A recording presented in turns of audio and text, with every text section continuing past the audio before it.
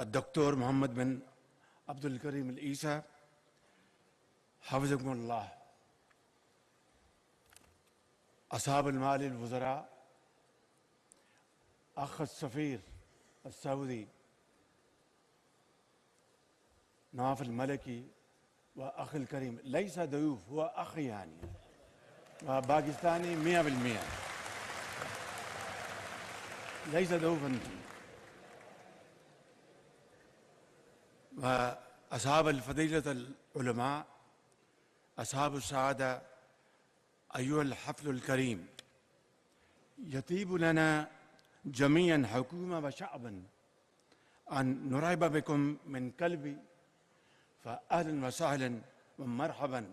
أخي الكريم، إن باكستان من شرقها إلى غربها ومن شمالها إلى جنوبها